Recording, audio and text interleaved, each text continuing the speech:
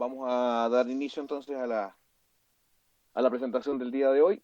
Eh, eh, Está denominada Mitología, Religión y Cosmovisión del Mundo Nórdico Antiguo.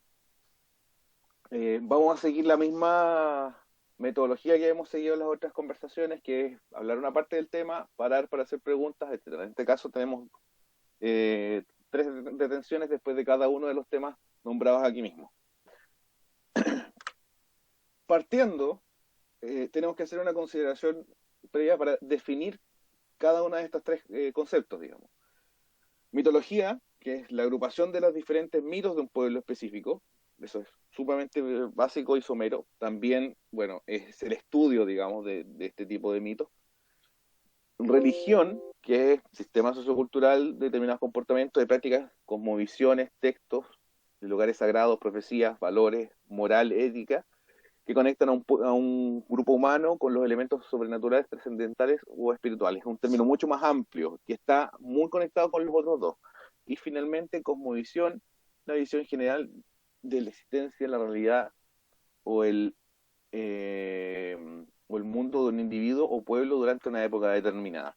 Como, como ven, estos son conceptos, digamos, que tenemos que definir de manera separada para poder hacernos una idea un poquito al respecto de qué tiene que ver esto con el mundo vikingo.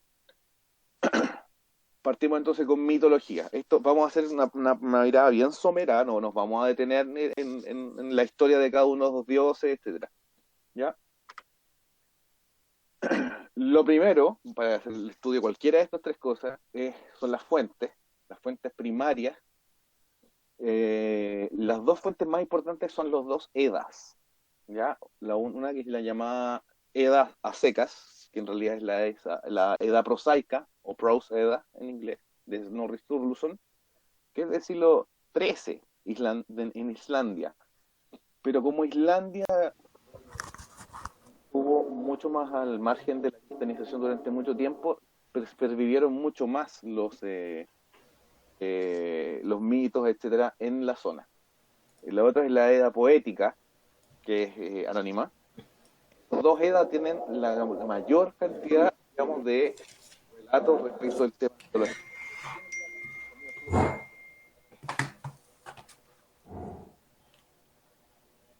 Aló,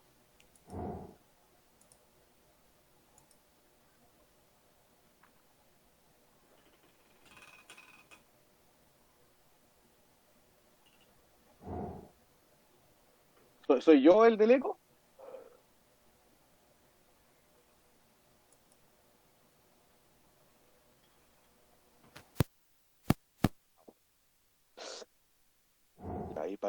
Ahí paró el sonido, ya. Casi me morí, algo se acopló y me dolieron mucho los oídos. Ya. Hola, ¿cómo Eh, están? bueno, seguimos.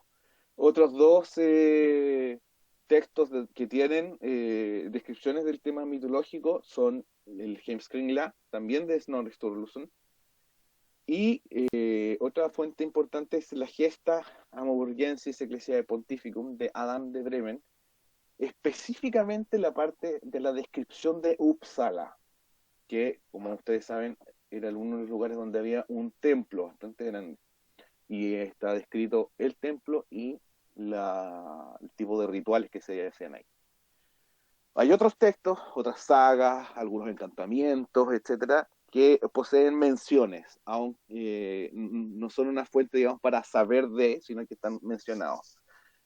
Finalmente están las fuentes arqueológicas, específicamente las runas, en las piedras rúnicas, algunos amuletos que han sido encontrados en otros lugares, figurillas y otros objetos, y finalmente la toponimia, que persiste hasta el día de hoy en varios lugares de Escandinavia y algunos lugares en las Islas Británicas, por ejemplo. Bueno, mitología propiamente tal, vamos a ver de qué se trata esto. La mitología del mundo vikingo es politeísta, con capas superpuestas, es decir, que tienen elementos que están cruzados entre esas distintas capas. Contempla tres áreas para su estudio. la mitología antigua, lo que conocemos de los dioses, etcétera, el proceso de la cristianización y cómo se dan algunos cambios en ese ámbito y el folclore escandinavo hasta el día de hoy. ¿Ya? Es el punto máximo de la expansión hacia el norte de la mitología germánica.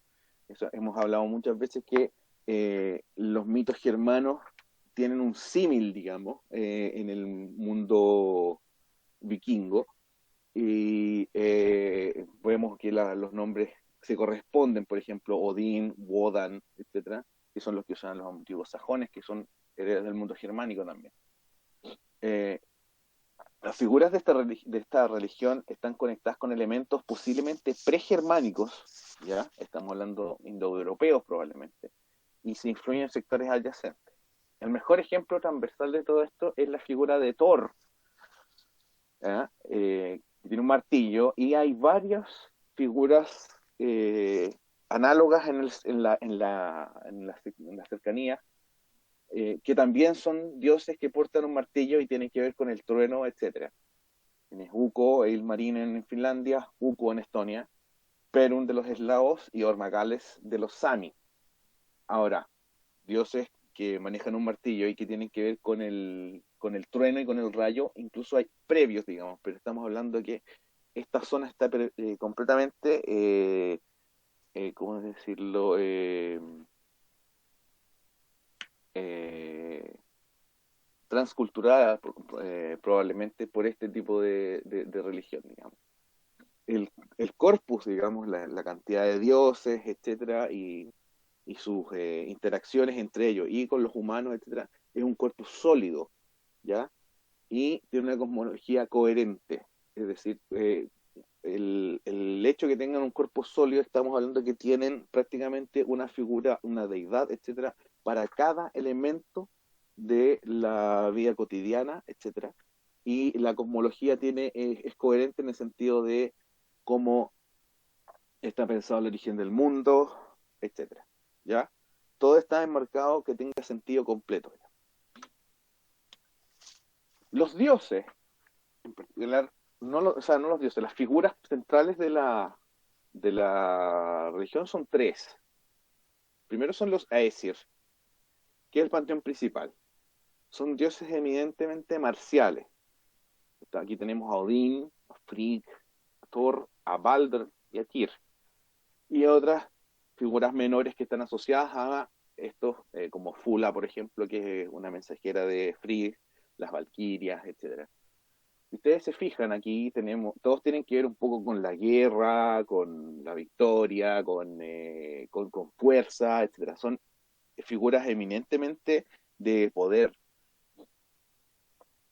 El otro grupo son los Vanir, un grupo de dioses inicialmente secundarios, inicialmente porque estén por separado en un principio, tienen que ver con la fertilidad, la tierra, etcétera. Ahí tenemos a Njordr, Freya, y otros dos personajes que son Heimdall y Ulr, que el primero adquiere una mayor preponderancia después, y Ulr que prácticamente desaparece. Es muy probable que Ulr haya sido importante antes y después pierde la preponderancia. Si se fijan, son dos figuras completamente diferentes y están planteadas como grupos distintos. Dentro de los eventos que menciona la mitología vikinga, hay una guerra entre Aesir y Vanir. Es un evento que se ha pasado por varias conjeturas. Es muy posible que haya una raíz histórica respecto de esta guerra.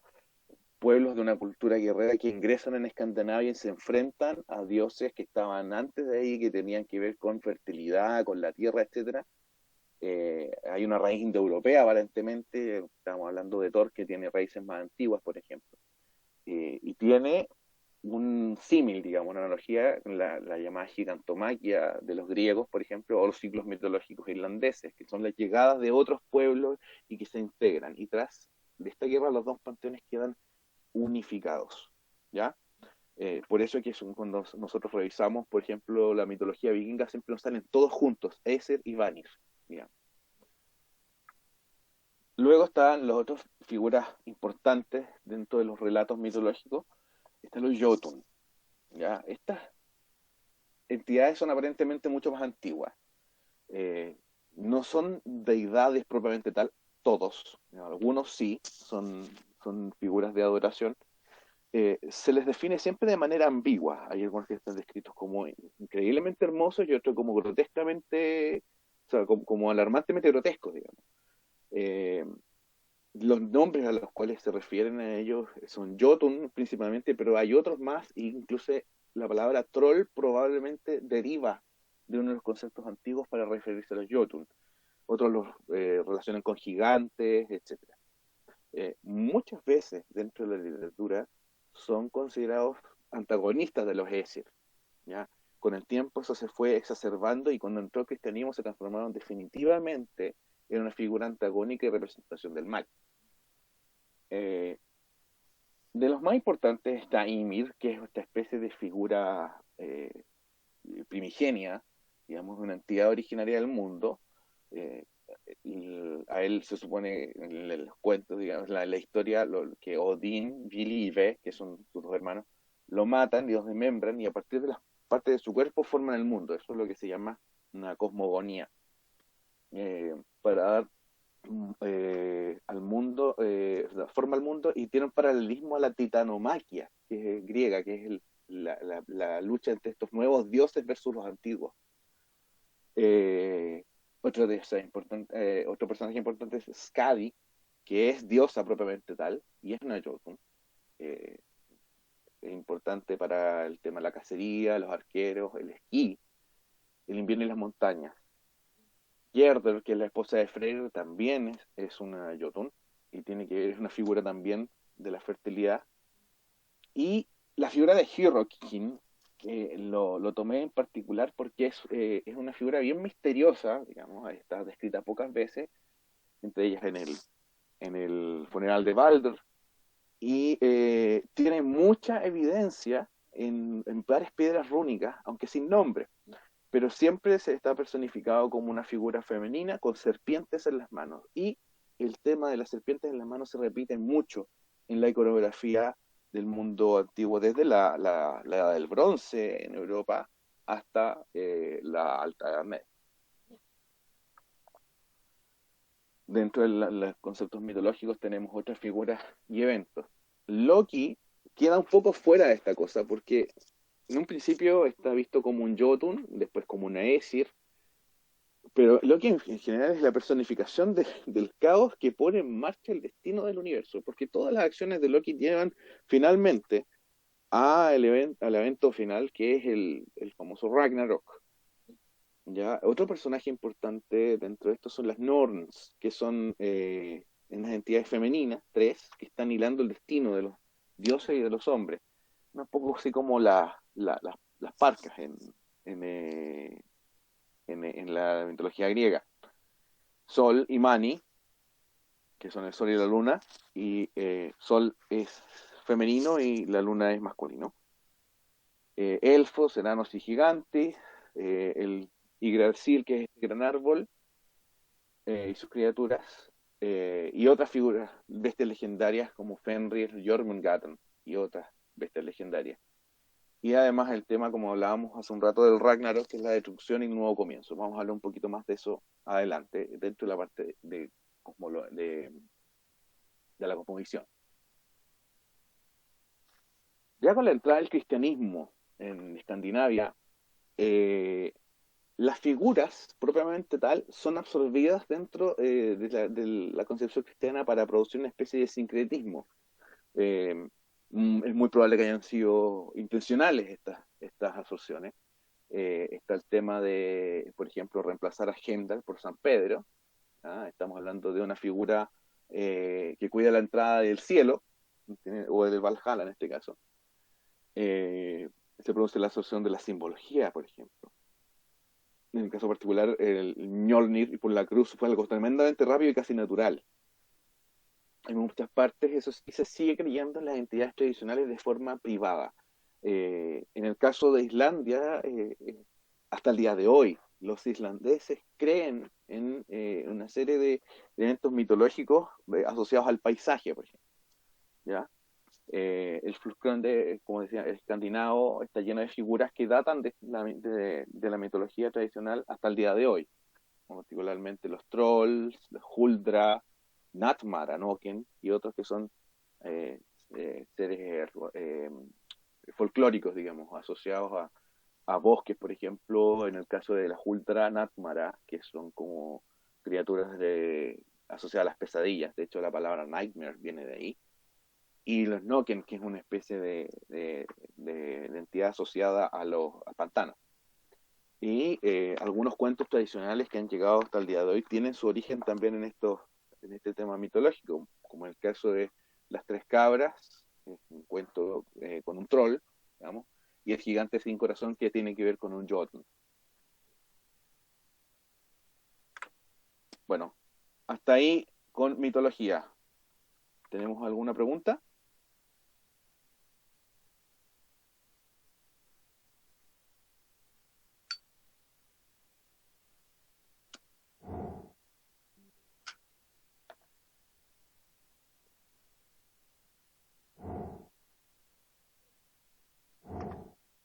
Ok, seguimos entonces. Religión, propiamente tal. A ver, la religión, como hablábamos un rato, como el cuerpo, digamos, más amplio, como decíamos hace un rato, era politeísta, etcétera, y es transmitida de manera principalmente oral, ¿ya?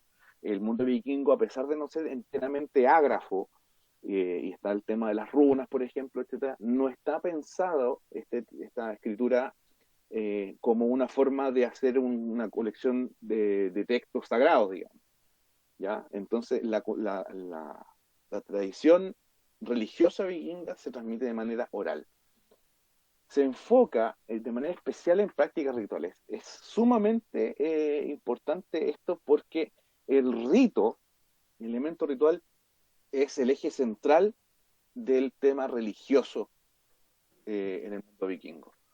Reyes y jefes juegan una labor central, eh, así como también la gente común realiza ritos de manera constante, etcétera, de manera privada o pública.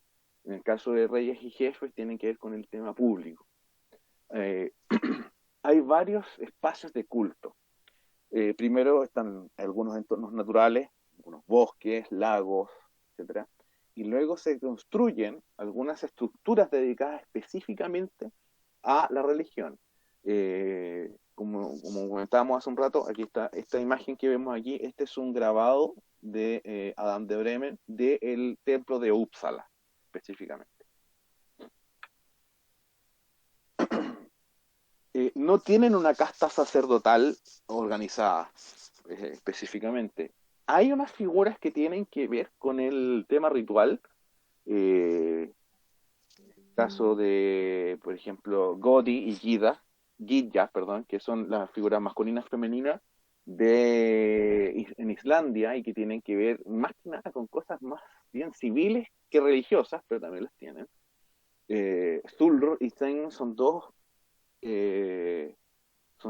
caracterizaciones que aparecen en los Edda y en algunas otras sagas mencionadas como con labores religiosas, pero no están especificadas. Y finalmente las Volva y Sedmedr, que son los más importantes dentro del tema religioso desde el punto de vista mágico. Ahora, aún así, no existe una casta sacerdotal específica organizada como con monjas, como con curas, digamos, con la religión católica. Entonces, como hablábamos hace un rato, el universo ritual es tremendamente rico y variado. Y finalmente la característica importante, el tema del Galdr y el Cedr, que son magias asociadas a rituales, características chamanísticas, es decir, estamos hablando de elementos dentro del universo ritual religioso que son bastante antiguos probablemente y que tengan una raíz asociada al tema del pensamiento mágico, que persiste durante muchos años, digamos, dentro del mundo vikingo. Ahora, tenemos que dividir las prácticas rituales en públicas y privadas. eh, no porque tengan algunas, no porque sean muy diferentes una de otra, sino que tienen que ver con quién la lleva a cabo, digamos, ¿ya? En el caso particular de las prácticas rituales públicas, tienen que ver siempre con el señor, el jarl, el rey, etcétera, el que auspicia, impulsa o preside una de estas prácticas rituales. Eh, el único centro específico que existe, certeza, que estaba dedicado 100% al culto religioso es Uppsala. ¿Ya? Tiene una evidencia textual con el caso de Adam de Bremen, que realiza un viaje cuando todavía estaba la religión tradicional de los vikingos en funcionamiento. Hay otras estructuras que podrían tener una dimensión religiosa, pero no tenemos 100% probado eso, digamos, y la evidencia arqueológica indica que además de la importancia religiosa había una importancia desde el punto de vista organizacional social. El caso importante es Borg en Noruega, Upakra en Suecia, Tiso, Gutme y Leje en Dinamarca. Todas estas estructuras poseen algo parecido, entre comillas, a un altar, etcétera, pero además hay otras estructuras también como salones, etcétera. Es muy similar eh, a la descripción de los salones en Beowulf. Entonces, muchos están pensando que Beowulf puede ser una descripción, digamos, de los salones donde Beowulf llega a ofrecer sus servicios que tienen que ver con una de estas estructuras más antiguas. Otra cosa, digamos, que juega un papel importante en este caso es el tema de la toponimia, ¿ya? Palabras como Hogger, Hof, terminadas en Hogr, Hof, Sal y B, tienen que ver con lugares que son sagrados y que son públicos, ¿ya? Eh, Particularmente algunos bosques, como decíamos hace un momento, algunos árboles en particular, eh, algunos lagos, algunos claros dentro del bosque, fuentes, ¿cómo se llama esto? Manantiales, algunos pantanos, etcétera. Los rituales llevados a cabo, como decíamos hace un rato, por figuras locales como especializadas, varían de acuerdo al tipo de rito. Existen rituales que son asociados a la cosecha, etcétera, que pueden ser hechos por un individuo especializado, como un Godi, etcétera. Y hay otros que tienen que ver, por ejemplo, con preparar, digamos, los buenos augurios para una batalla, por ejemplo, o una expedición, que son llevados a cabo, por ejemplo, por quienes estén interesados, que en este caso sería un gran señor. Ahora, es súper importante también considerar el concepto de los sacrificios. ¿Ya? La cultura del norte de Europa, germánico, incluso celta, etcétera, tiene que ver mucho con el tema sacrificial. El sacrificios en particular se les llama blot, que tienen que ver con sangre, digamos. La mayoría son sacrificios animales, etcétera. Pero existe el tema de los sacrificios humanos, incluso probablemente desde eras previas. Sin embargo, su periodicidad no parece ser muy alta.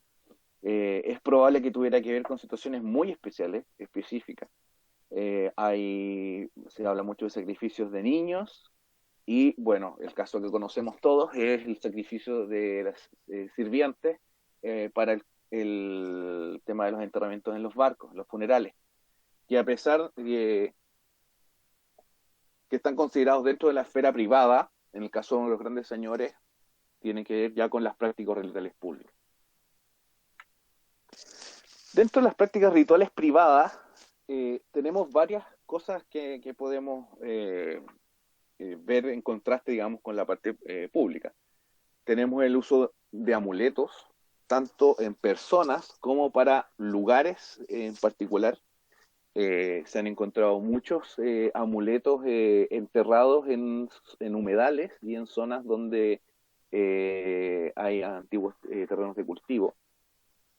Está el tema de las deposiciones, que es lo que se llama el tema de enterramientos de artefactos en algunos terrenos, como por ejemplo turberas, humedales, pantanos.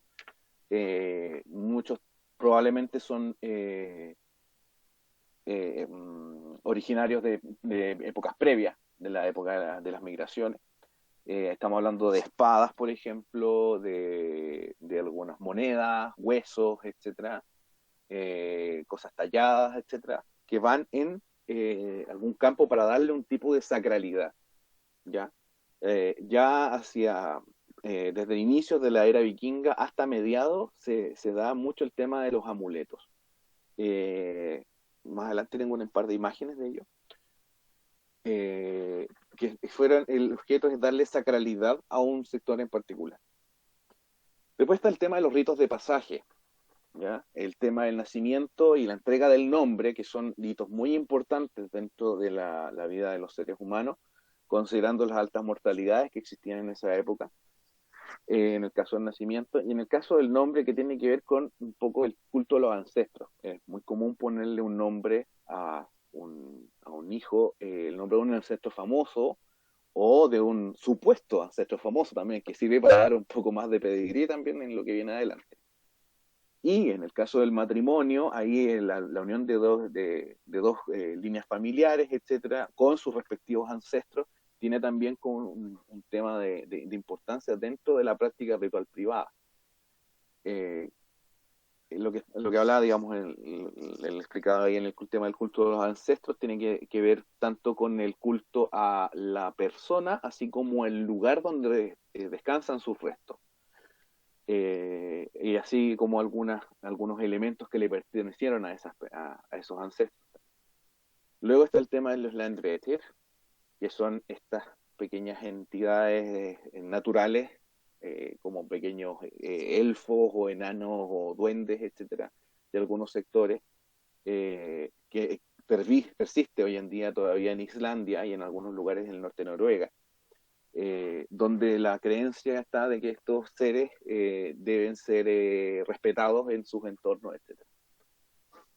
Existen también varios datos al respecto a un culto fálico llamado Volsi en Noruega, etcétera. Hay unas menciones muy someras, digamos, pero específicamente hablando de un culto a nivel familiar local, donde se adora o una estatuilla o un falo propiamente tal de caballo, por ejemplo, etcétera, para dar fertilidad a la tierra circundante a la casa. ¿Ya? Hay una descripción ya entrada en la era cristiana sobre este famoso culto por el rey Magnus de Noruega, perdón, de Suecia, perdón. Y bueno, los funerales que ya hemos visto todos realmente, que tenemos los grandes funerales de los grandes señores en los barcos, etcétera, y los funerales de gente común, que son en tierra muchas veces, etcétera, pero con estructuras como piedras rúnicas, con algunas protecciones, encantamientos, etcétera, para evitar posibles, o sea, para producir una sacralización de este terreno en el que está enterrado este individuo. Aquí en esta imagen podemos ver dos de estos amuletos para sacralizar grandes campos, etcétera. Aquí podemos ver en el de la izquierda estas tres runas que están aquí en la esquina, no sé si las alcanzan a ver, y una esvástica. Y en este segundo también podemos ver las tres runas que están a, ¿dónde están? Por aquí. Aquí están, si no me equivoco. Estos dos elementos aparecieron en Suecia. Tienen una cantidad de distancia entre sí de unos 200 años. Pero se muestra, digamos, que la pervivencia de esta idea, digamos, de sacralizar territorios es bastante extendida, sobre todo en la zona de Suecia.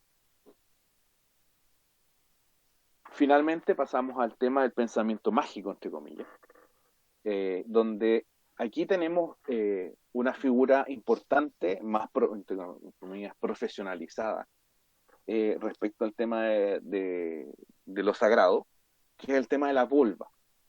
Vulva es una figura asociada a la creencia y la magia, generalmente es una mujer, aunque existen hombres, digamos, que lo trabajan, pero no son muchos. Y ellas manejan específicamente dos áreas. Uno es el Galdr, que son encantamientos de protección, etcétera. Si quieren buscar más, uno puede buscar estos dos conceptos, Gro-Galdr y Galdrabok. Uno es un libro y el otro es un encantamiento en particular. Y el otro es Seidr, que es la magia asociada a la clarividencia, al augurar eventos futuros, etcétera, usando una serie de señales. Y existe la evidencia de que el Seidr implicaba también el uso de eh, sustancias alucinógenas que podrían llevar a un trance y producir una visiones del futuro, etcétera. Dentro de esto existe una cosa que se llama ergi, que es un tabú social para hombres. Ergi significa afeminado. O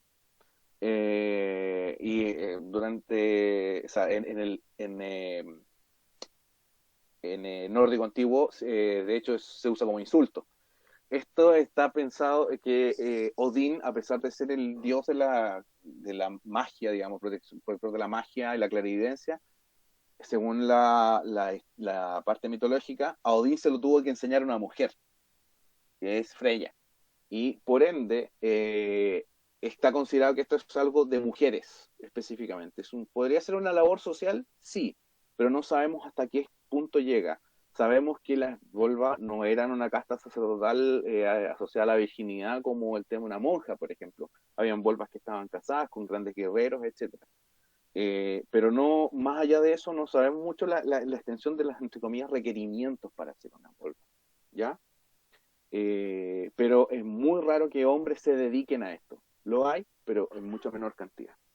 Y finalmente, lo que tengo puesto acá abajo, son las tres runas que les mostraba hace un rato en los amuletos. Es Alu.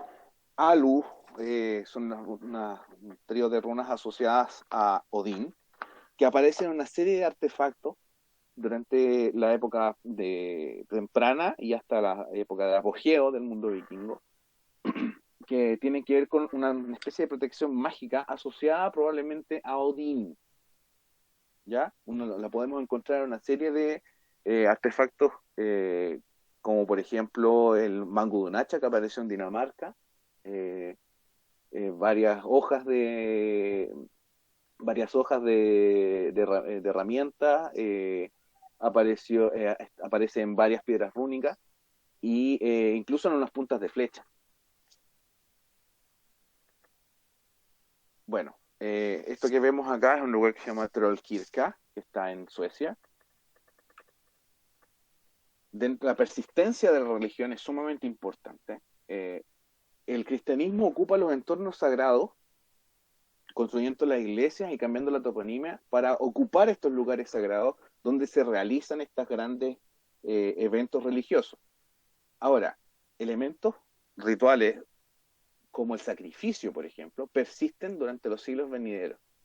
Existen figuras alusivas, es decir, pequeñas miniaturas para augurar, por ejemplo, una buena pesca. Entonces hay pequeños pescaditos de metal, por ejemplo, o de madera en algunos lugares, donde se siguen entregando como sacrificio dentro de entornos ya sacralizados por el cristianismo. Sin embargo, existen dos ejemplos sumamente importantes. Uno es Trollkirka, que es lo que les mostraba hace un rato acá, que se puede traducir como la iglesia del troll, donde hay datos que hablan que se realizaban todavía sacrificios a los antiguos dioses, por supuestamente muy transculturados, hasta mediados del siglo XIX. Y en el caso particular de Skaga, que es esta pequeña iglesia que vemos aquí, Skaga es una situación bastante sui generis, porque una vez que ingresa el cristianismo, se construye esta iglesia, etcétera. Luego la peste negra llega y borra prácticamente toda la población de la zona. deja de haber un sacerdote, deja de haber gente viviendo cerca, etcétera, y cuando se vuelve a repoblar la zona, la gente que repuebla esa zona empieza a utilizar Skaga como un centro sacrificial, a pesar de que era una iglesia, ¿ya? La iglesia ha sido, ha sido destruida y reconstruida al menos 3 veces, y siempre ha vuelto a ser utilizada como elemento sacrificial hasta principios del siglo XIX. ¿Ya? Entonces estamos hablando que la persistencia dentro de la cultural y folclórica, digamos, es muy fuerte, sobre todo en poblaciones alejadas de los grandes centros poblacionales en Escandinavia. Hasta ahí, ¿cómo estamos? ¿Tienen alguna duda? No, todo súper bien.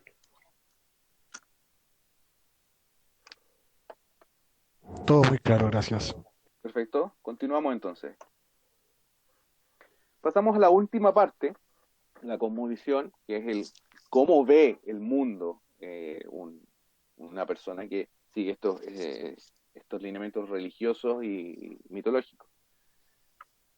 Bueno, la cosmovisión y cosmología, digamos, de los vikingos tienen que ver con elementos religiosos y mitológicos en particular.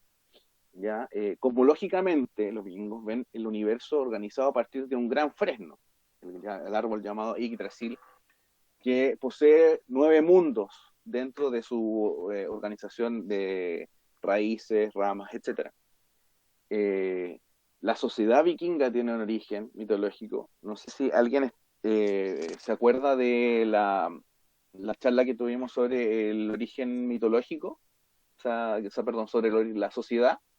Y ahí explicábamos el origen mitológico, Rickstula, que es un dios que se encuentra con 3 diferentes personas, digamos, 3 diferentes familias a lo largo de un viaje, y va procreando hijos con estas diferentes familias, y de ahí están los Tralls, los Carls y los Jarls, ¿ya?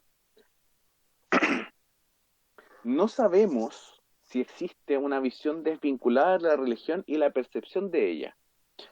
Esto es súper importante porque tenemos la percepción de este concepto, por ejemplo, en los romanos, ¿ya? Los romanos públicamente creen en todos los dioses, pero en privado en ninguno. No sabemos si este tipo de dicotomía se da en el mundo vikingo. Es muy probable, según algunas investigaciones, eh, que las capas superiores del mundo vikingo tengan una percepción desvinculada de la religión, en el sentido de que se producen las conversiones, mientras que es probable que el pueblo llano sea el que sea más apegado a las tradiciones antiguas y a la cosmovisión antigua, etcétera, y que empieza a incorporar esos cambios de manera mucho más lenta. De ahí que se pueda producir el hecho de todavía permanecer con restos rituales tan antiguos hasta ya entrado al siglo XIX. Digamos. Ahora, estamos hablando que el mundo vikingo es una cultura marcial. Ahora, el concepto de cultura marcial está sumamente mal visto, decirlo hoy en día, porque tienen que ver un poquito con teorías racistas.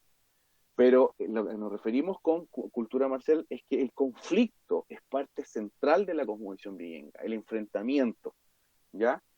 Eh, a partir del conflicto es que se producen todos los grandes cambios, tanto en la religión, en la mitología, como en el mundo real de los vikingos. Por lo tanto, no es de extrañar que el conflicto tenga mucho que ver con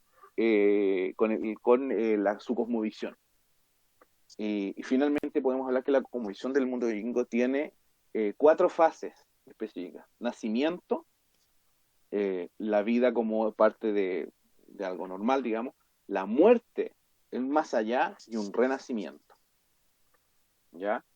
A pesar de que muchos de los eventos que nosotros leemos, por ejemplo, dentro de la mitología son evidentemente lineales, siempre están enmarcados dentro de un concepto cíclico. Partamos ahora, digamos, viendo cada uno de estos elementos de la cosmovisión. Yggdrasil, que es el gran fresno que enmarca el universo conocido, tiene 9 mundos dentro de sus ramas, etcétera, que son Asgard, donde viven los Aesir, el Vanir, donde viven los Vanir, que es los que hablamos hace un rato, Alfheimr, que es donde viven los elfos, Midgard, donde viven los humanos, el Jotunheimr, donde viven los Jotun, Muspelheimer, donde viven los gigantes del fuego con su jefe que es Surtr, Svartalfheimr, que es donde vienen los elfos oscuros, o han sido traducidos como elfos oscuros, aunque en realidad son unas entidades oscuras, digamos. No se especifica específicamente que sean elfos. El Niflheimer, que es donde está el dragón Nidhogg, y está el Hel, que es el análogo del infierno. Y finalmente el Nidavellir, donde están los enanos. El Yggdrasil en sí tiene una fauna propia, que hay un águila, hay una ardilla que recorre el tronco completo, y hay 4 ciervos que comen de distintas ramas, etcétera, y hay varias serpientes en sus raíces sobre todo. Hay un origen evidentemente chamanístico, totémico, digamos, a la tradición del Yggdrasil. ¿Ya?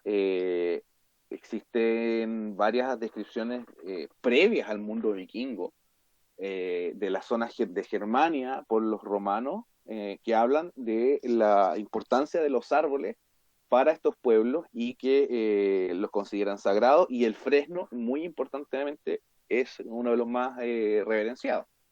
Entonces no es de extrañar de que el mundo vikingo sea, entre comillas, un heredero de esto. ¿Ya? Ahora, este ordenamiento, digamos, vertical, con distintas secciones, digamos, es algo que se repite en otros pueblos en la cuenca del Báltico, pues, como en el caso, por ejemplo, de los Sami, que una de sus características, digamos, de su cosmología tiene que ver también con un árbol que está atravesado por diferentes herramientas, etcétera, que determinan, digamos, el destino de los seres humanos, cosas así, digamos, aunque no está tan bien estudiado. Bueno, pasando a todo esto está el tema del nacimiento, y está asociado principalmente a lo que es la vida del ser humano, digamos, que es lo central, a pesar de que los protagonistas son los dioses en gran mayoría. Los primeros humanos son Ask y Embla, ¿ya? Hay distintas historias a partir de su creación, o son tallados a partir de 1 o 2 árboles, son creados por los enanos o simplemente estaban ahí, ¿ya? Eh, Odín y otros Aesir les dan espíritu, sentidos y sangre, es decir, ellos le entregan a los seres humanos lo que los hace ser vivos, etcétera. Hacen su hogar en Midgard y son los padres de la raza humana. Ahora, esta tradición, digamos, tiene ciertos paralelismos, digamos, con el mundo indoeuropeo, digamos, de 2 figuras que son creadas a partir de, entre comillas, madera, para ser, digamos, los procreadores de la humanidad, digamos. Ahora, uno de los elementos más antiguos que existen y que podrían mostrar este tema son de unas figuras encontradas en una turbera, en Brak, que son estas 2 figuras talladas de un hombre y una mujer que fueron lanzadas en una turbera y que se han considerado como afines a esta tradición. Por lo tanto, estamos hablando estamos hablando de un posible mito mucho más antiguo, ¿ya? Pero con una raíz claramente indoeuropea, que son el origen de los pueblos de la cuenca del norte de Alemania y el mundo germánico. La muerte, hay varias costumbres y creencias asociadas a la muerte. Ya sabemos todos que la muerte es una parte fundamental dentro de las grandes sagas y la mitología. Ahora existe algo súper importante aquí con el tema de la muerte. Lo que determina la muerte de alguien es lo que tiene que ver con el alma. El alma está definida como una entidad formada de 4 partes. El Hamr, que es la energía vital, es decir, el último respiro que da una persona al morir es que el Hamr sale completamente. El Hugger, que es la parte de las emociones. El Fylgja, que es una especie de espíritu que llevamos todos, supuestamente, una especie de doble, como un doppelganger, y que es capaz de desdoblarse del cuerpo. Eso es muy importante dentro del tema ritual, porque, por ejemplo, es el Filya, es el que usan las volvas para hacer la clarividencia, por ejemplo. Y el Hamingya, que es el destino, está muy asociado a este signo, a veces trágico de algunas personas o familias, o heroico de otras, ¿ya? Y muy en consonancia con esto está el papel de las Disir.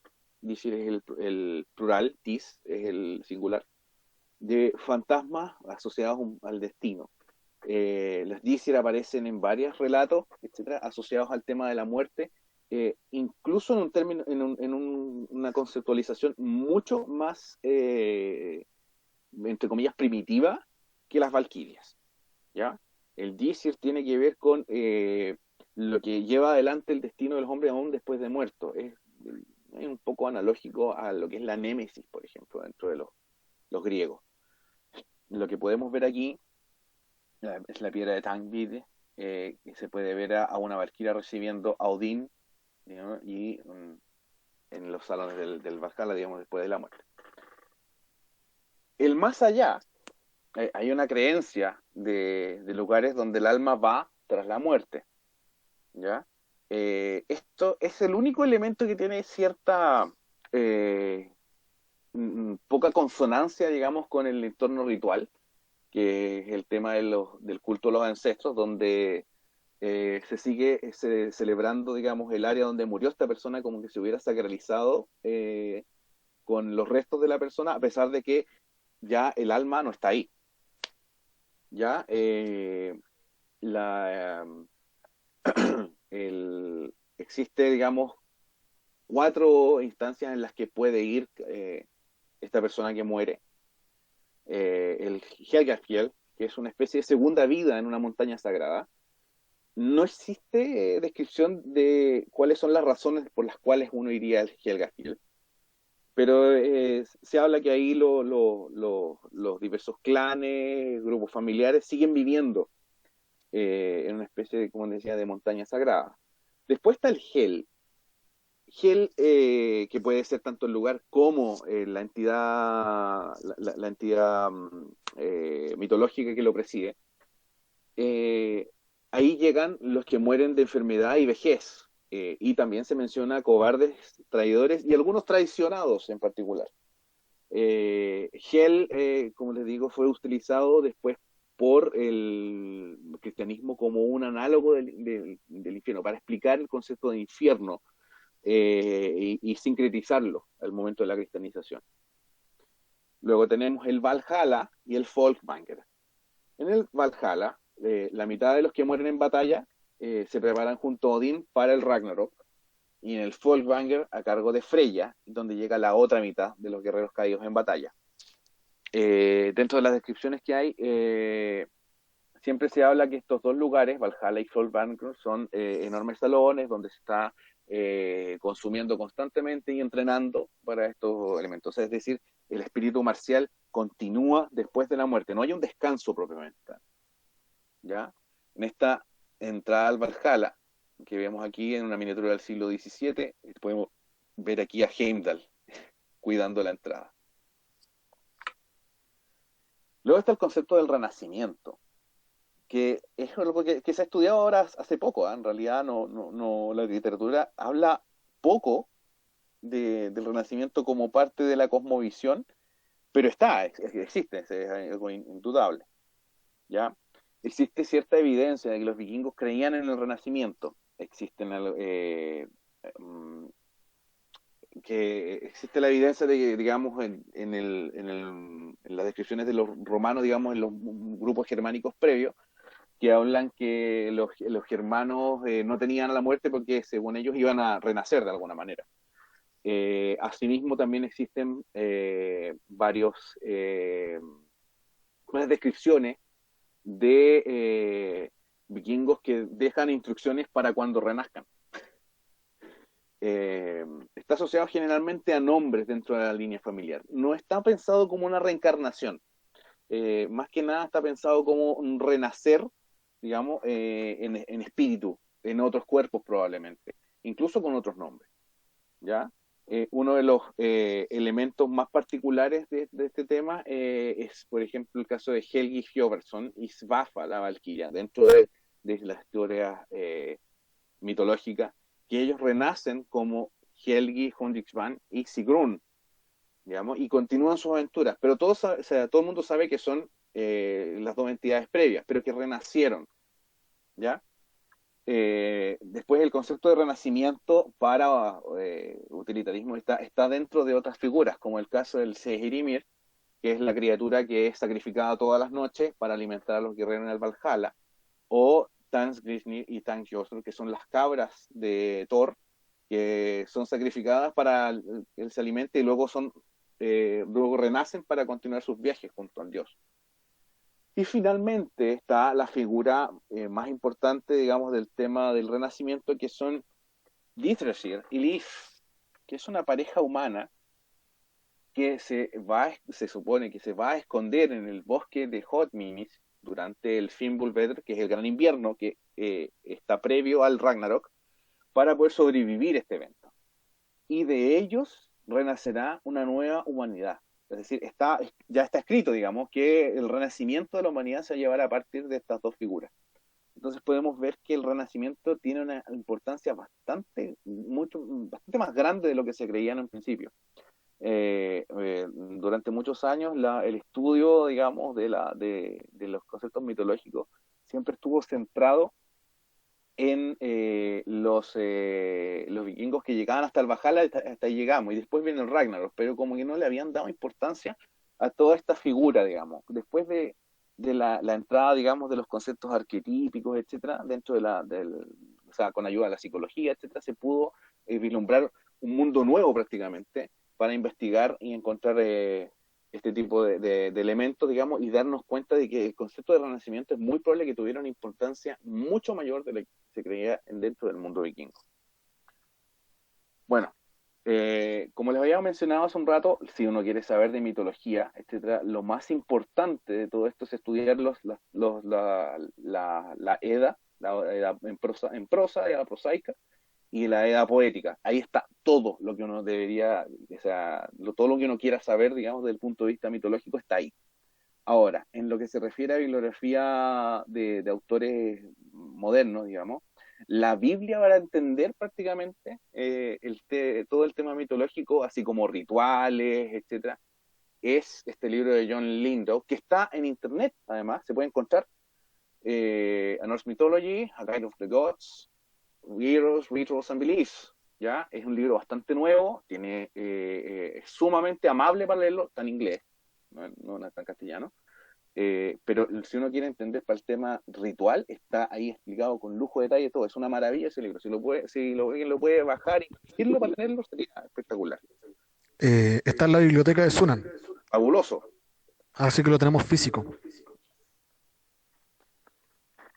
Bueno, otro tema en el que me basé, digamos, para hacer esta charla, está el Oxford Handbook of the Archaeology of Ritual and Religion, ¿ya? Yo lo tengo en físico, también lo podría escanear y te los paso para subirlo a la biblioteca, que tiene que ver con el tema de los hallazgos rituales, tanto en Inglaterra como en Dinamarca, sobre todo. Después hay algunas cosas que se pueden encontrar en algunos journals, digamos, como, bueno, tenemos este texto de Anders Sandren y Perwin, y como les había mencionado al final, sobre los sacrificios que aparece en el European Journal of Archaeology del año 2007 de Gaming Lucas, que es muy, muy interesante y también está disponible en internet para poder revisarlo completo, que habla sobre una serie de eventos rituales de decapitaciones, etcétera, bla, bla, dentro de un asentamiento vikingo en Islandia. Está súper bien estudiado y está muy, muy bien descrito, etcétera, cuáles serían las posibles razones rituales dentro de este tema del sacrificio humano dentro de los rituales vikingos antiguos. Eso sería. Muchísimas gracias por su atención.